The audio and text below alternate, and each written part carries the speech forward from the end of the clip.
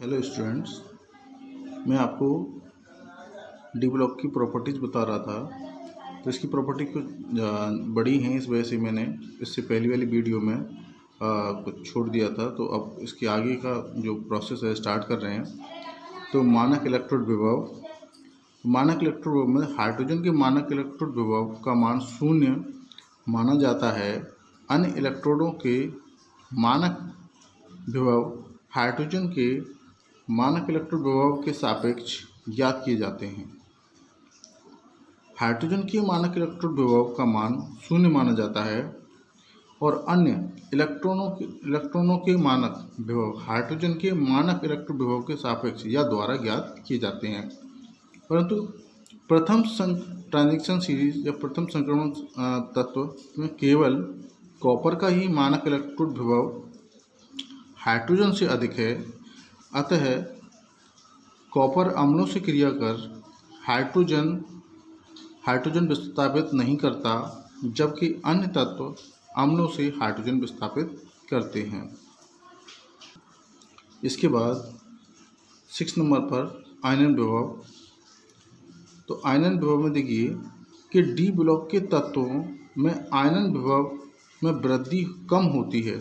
D block के तत्वों में आयनन विभव में वृद्धि कम होती है। इसका कारण नाभिकीय आवेश में वृद्धि का आवरण प्रभाव के द्वारा उदासीन हो जाना है और डी ब्लॉक के तत्वों में परमाणु क्रमांक के साथ आवरण प्रभाव में वृद्धि अधिक होती है।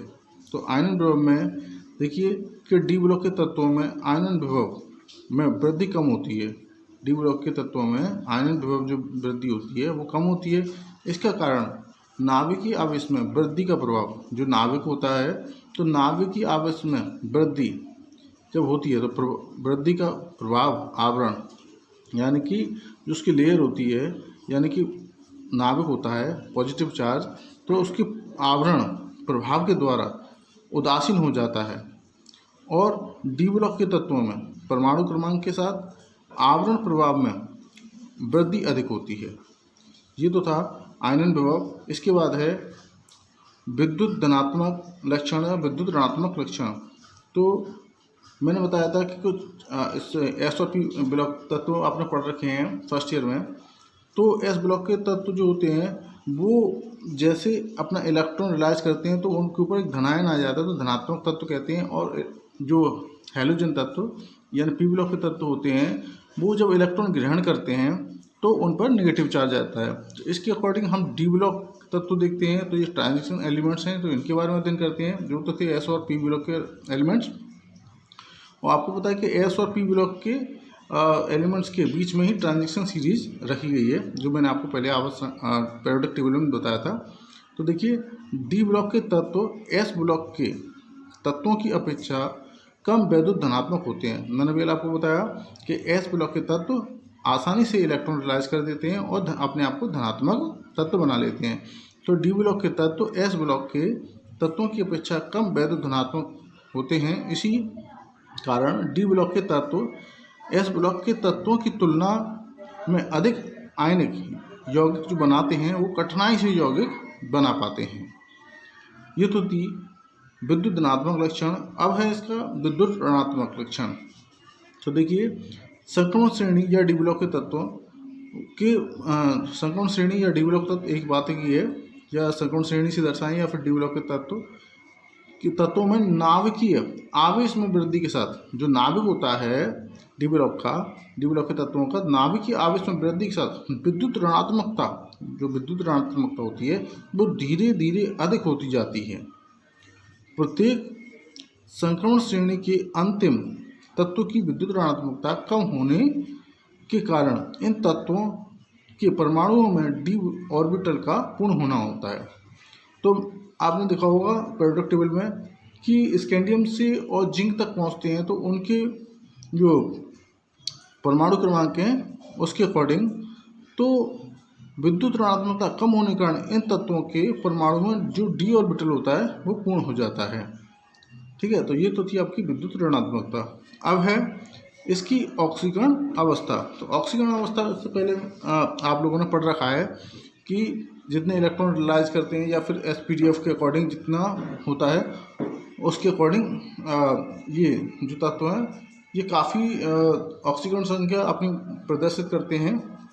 तो देखिए कि डी ब्लॉक के एलिमेंट्स की कई ऑक्सीकरण अवस्थाएं होती हैं। तो डी ब्लॉक के एलिमेंट्स होते हैं इनकी कई ऑक्सीकरण अवस्थाएं होती हैं, एक एक एलिमेंट्स है उनकी कई कई ऑक्सीकरण अवस्थाएं होती हैं।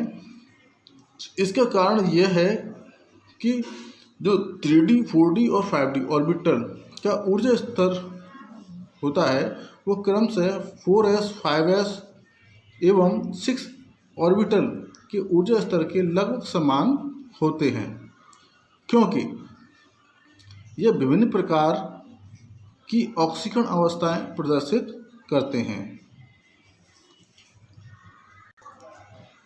तो देखिए ऑक्सीकरण अवस्था के लिए मैंने प्रथम श्रेणी के जो तत्व हैं उनकी ऑक्सीकरण संख्या मैंने लिख रखी है, और ये टेबल आपको ऑक्सीकरण संख्या के लिए यानी कि महत्वपूर्ण है या फिर सुविधाजनक के लिए मैंने बना रखी है। तो आप देख सकते हैं स्कैंडियम से लेकर के आपके जिंक तक दे रखे हैं।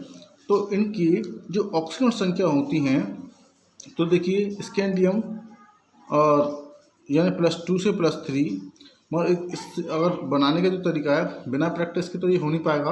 आपको इसके बारे में लगभग 4-5 बार या जितनी बार हो सके उसको बनाते रहें जिससे कि आपको आसानी से। तो देखिए मैंने आपको बताया था कि इसमें क्रोमियम और आपके कॉपर ये दो मैंने अपवाद बताए थे।